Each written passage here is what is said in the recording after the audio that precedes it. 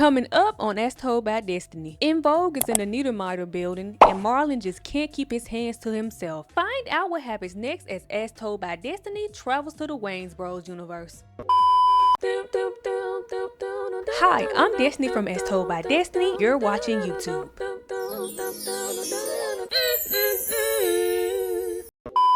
Do y'all remember the time Marlon got sued by In Vogue? Let's get into it. So the episode starts off with Marlon and Sean running to Pop's diner excited as hell to tell him that In Vogue is in the building. Now the year is 1997. I wasn't alive yet, but I still know my black history. I know In Vogue was hot as fish grease back in their day. In 1996, the previous year, they just had a crazy hit with Don't Let Go Love on the soundtrack of Set It Off. But more money, more problems because Dunn left the group barely a year later. Initially, it was a slightly sad experience. Dawn wanted to pursue her solo career, and we respected that. And this is the point in time where the three remaining girls were trying to prove to the world that they could still make some noise with one less voice. But don't none of that mean shit to Pops. His reaction to those girls being in the building is basically, Who? Who's in Vogue? Pops, you know In Vogue. They're like the hottest singing group in the country. Marlon talks about how fine the members of In Vogue are and how he's going to ask them for their autograph when they come back down to the lobby. Pop says, well, if they are that famous, then maybe he should get a picture with them on his wall of fame, which includes Muhammad Ali, Jesse Jackson, and David Letterman. He claims all those people came there just to eat his food. Stop the cap. They ain't never eat here. They came here to use the men's room. Those people came there to use the bathroom and Pops wouldn't let them get any tissue unless they took a picture with him first. Grimy. Them talking about pictures prompts Marlon to ask Pops if he can borrow his camera to take a picture with In Vogue. Sure, son, anything for you. Oh, thank you. $5. Like I said, grimy. Anyway, Sean tells Marlon that he knows how much he loves In Vogue, but maybe he should give those girls their space because how would he like it if somebody was in his face 24 hours a day with a camera? But guess who's the first person to lose their shit when In Vogue re-enters the lobby? Show that back. Give me that. In Vogue's reason for being in the building is to scout a location for their new music video. As you can see, like I stated earlier, it's only three of them, Terry, Cindy, and Maxine, because this is obviously after Dunn left. Anywho, after Marlon tells them that he's their biggest fan and then asks them for the underwear he sent them back because he's running low. I want the underwear I sent you back. I'm running a little bit low, you know? D offering to be their new fourth member. I want you to know that I sing and I do a mean running man. And Pop's trying to get him some tissue when then none of them girls say anything about having to use the bathroom. It's no wonder they start rushing towards the exit. But before they can successfully get out of the door, this is when Marlon asks them for the picture he wanted to take and he wants one with each of them separately, but Cindy suggests that they should all take it together. Now, if this wasn't in the universe of a made-up comedy show, then what happens next would definitely be a case in my opinion. Yeah, I feel like the law would need to be called quick, fast, and in a hurry. While Sean is taking the picture of Marlon with In Vogue, he decides to kiss Terry unprovoked. Then security literally has to pry him away from those girls. Police! Help! Police! Help! Police! Help! I know they fine, but control yourself. Oh, good. These pictures developed. And I'm gonna find me a place where I could be alone. Stop it.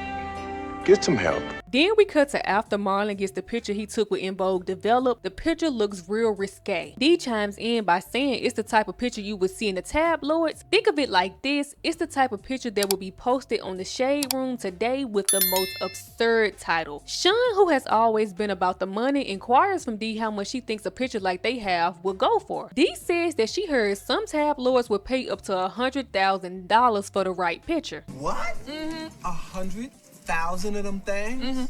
Money. Yeah. Look at the reaction. So you already know Marlon and Sean end up in some local tabloid newspaper place called the National Informer looking to get paid. And it's a sleazy ass spot. Listen to the type of shit they be printing. Michael Jackson is pregnant with Prince's baby. Rick James kicks drug habit and then kicks a white lady. Cable man comes to cut off OJ's TV and OJ cuts off his head. What what y'all was on in 97? Once Marlon sees the type of stuff the newspaper puts out, he says he doesn't want to do En Vogue like that, but Sean convinces him that it's just publicity for En Vogue, and he says any publicity is good publicity. We're not doing anything to hurt them. All we're doing is giving them some publicity. And any publicity is good publicity. So they end up in the office of a man by the name of Frank Rizzo, and you can already tell by his body language that he ain't shit. They show him the picture of Marlon in En Vogue, and they tell him the truth about how it came about, but the truth is boring to Mr. Rizzo. Guys. What? Boring. He basically tells Marlon and Sean that they need to make it hot. He wants the tea, he wants the dirt, he wants a story he can sell. Then Mr. Rizzo decides to throw his own story out there. He tells Marlon, suppose they locked you up in their basement and they used you as their boy toy. I beg your pardon?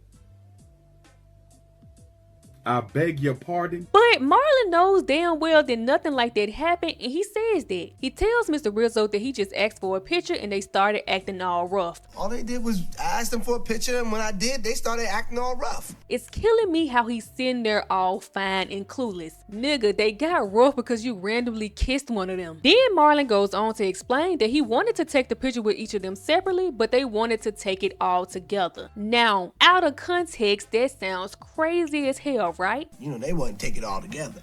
They wanted to take it together?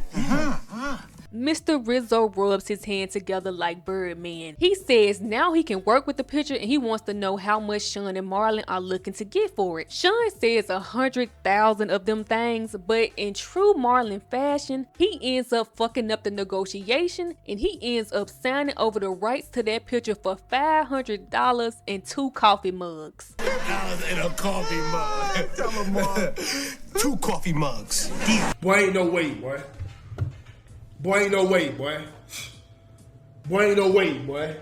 And listen to the shit they put out there about them girls for $500 and 2 coffee mugs. Me and Pops are disgusted when he reads that Marlon supposedly said, I wanted to do it one at a time, but they forced me to do it in a group. Oh, lordy lord. These real freaky ass says it's steamy when she reads that Marlon supposedly said, after they took turns having their way with me, They threw me back in a windowless room and locked the door.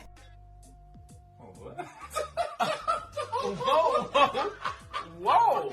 Wait 1 second. y'all have to understand how fucking ridiculous this is. Imagine if this was real life. Marlon playing games that could ruin these girls' careers and he didn't even get paid for it for real. And for somebody who felt bad about it at first, Marlon is 100% with the bullshit now. D says, why doesn't stuff like this happen to me? And while fake crying, Marlon says, D, you don't want it to, it was awful. And just when I thought the buffoonery was over, then Sean reads that Marlon also supposedly said, sometimes they would lock me in a drawer under the bed for days, and if it wasn't for the edible panty drawers, I would have starved to death. Listen to me, that man said them girls had him underneath the bed in a drawer, and if it wasn't for the edible panty drawers, he would have starved to death. I'm done. Cut the show. I'm done. Take me off.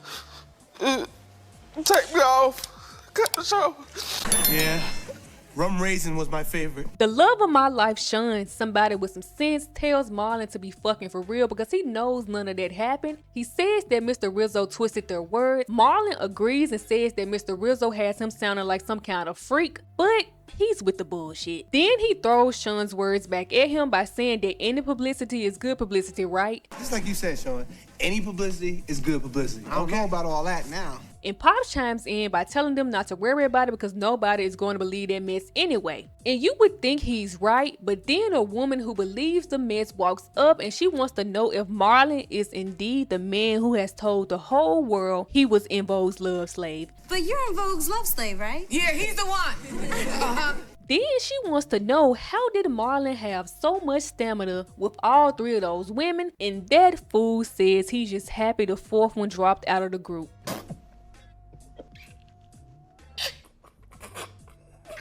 Yeah, shit is all fun and games until En Vogue is suing you for $25 million.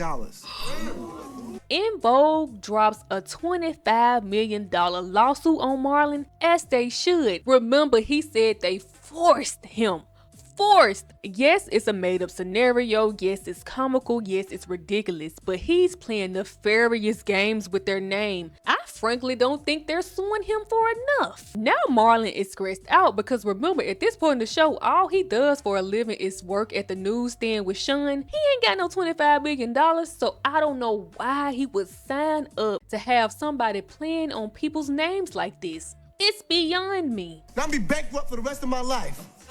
What's the big deal? You'd probably be bankrupt the rest of your life anyway. Oh, now that's how you clear a bitch. And to make matters worse, then the news shows up. There are people out there who really believe Marlon was En Vogue's love slave. What was it like in that love dungeon? And what about the rumor that you sent En Vogue? I've seen pictures of yourself. And you gotta think about it. This is before social media, so they really printed that shit on paper and pushed it out into the world. Sean tells Marlon to go to their apartment and hide while he's going to go to Mr. Rizzo and see if he can clear things up. But Marlon signed the contract. So of course that plan fails. They gotta come up with something else. Is Rizzo gonna retract his statement? Hell no. As a matter of fact, since you signed that release, he can print whatever he wants. Sean says that he knows that En Vogue is staying at the plaza and they should go down there and explain everything to them and maybe they would drop the lawsuit. Well, if that don't work, you better get them coffee mugs ready. We'll be begging for change. Help a brother out. Then we cut over to En Vogue, who are in their hotel room flexing their vocals. I guess they wanted to show the world that the vocals were still in a room with or without Dunn. Too long, too gone, too long. Then Sean and Marlon show up with some flowers pretending to be room service, and when the girls recognize them, they immediately tell their security to show them to the door. Don't touch me. Get off me, Bruno. Get off me. Get off me. Get off me, Bruno.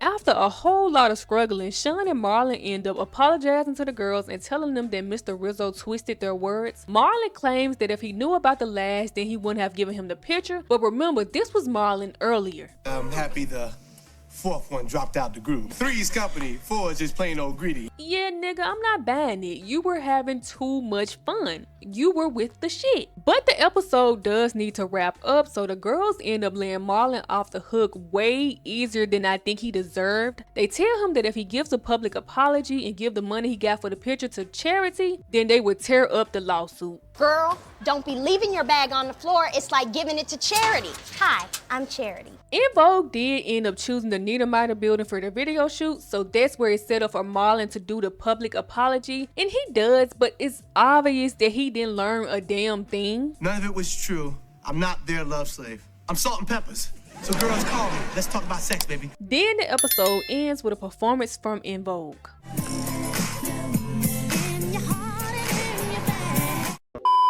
Now, obviously, I wasn't there in real time for this episode, and if you were, I know you think you better than me, and you are, because I just know it was a fun time when this one first came out. I know it was comical, and I know it was like some drama around it, because En Vogue obviously went on there to promote that they could still be a good group with one less girl. So I know it was some tea and drama behind that.